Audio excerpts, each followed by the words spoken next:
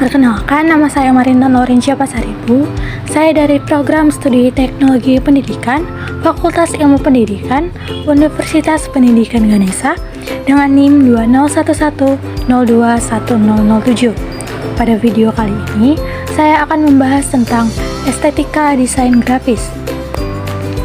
Pengertian estetika.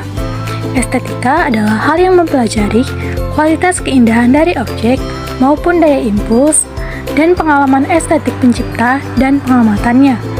Estetika dalam konteks penciptaan menurut John Hosper merupakan bagian dari filsafat yang berkaitan dengan proses penciptaan yang indah. Berikutnya, tema fungsi desain. Tema fungsi desain yang pertama yaitu rasional. Media yang mengarah ke rasional yang berfokus pada praktek, fungsi, atau kebutuhan masyarakat akan memberikan tekanan atau manfaat baginya untuk menerima berita yang diinformasikan atau dikomunikasikan. Tema fungsi desain yang kedua yaitu humor atau jenaka. Penampilan humor atau jenaka merupakan strategi mencapai sasaran komunikasi grafis, komunikasi untuk memicu perhatian terhadap yang dikomunikasikan.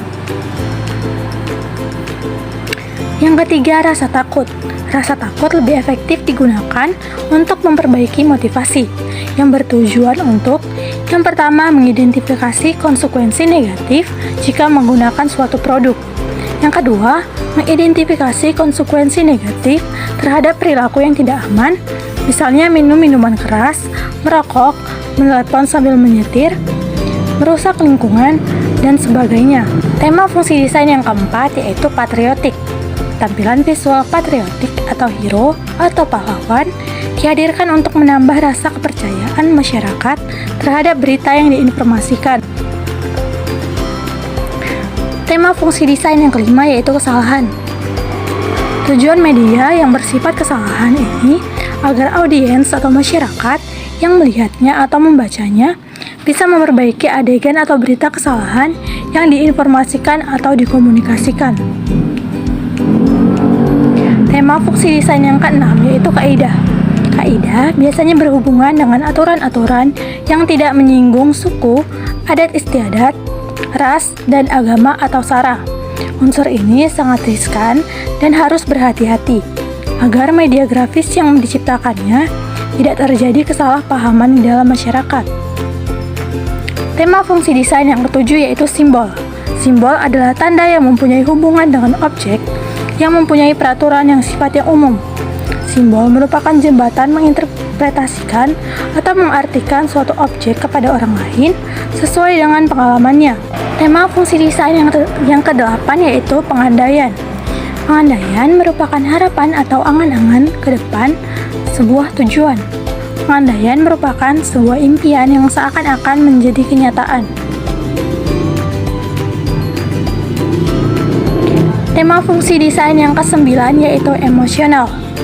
Sebagian masyarakat tertarik pada berita yang diinformasikan atau dikomunikasikan melalui pendekatan emosional dengan perasaan si penghayat yang mengesampingkan atribut dari lembaga yang menginformasikan. Berikutnya, nirmana dalam desain grafis. Nirmana dalam desain merupakan strategi atau langkah-langkah yang harus dilakukan dalam menciptakan desain grafis agar menghasilkan karya yang mempunyai rasa estetik yang tinggi. Nirmana merupakan ilmu dasar kedesainan yang mempelajari dasar-dasar desain mengenai warna, bidang, bentuk, ruang, dan berbagai pendekatan kreatif eksperimentatif, meliputi komposisi, irama, harmoni, dan sebagainya. Yang berikutnya, prinsip dasar nirmana dalam desain grafis. Prinsip pertama yaitu kesatuan. Kesatuan merupakan suatu cara untuk menggabungkan unsur-unsur visual yang ditata sesuai dengan konsep ide pencipta dalam desain menjadi bentuk media grafis. Yang kedua, keteraturan.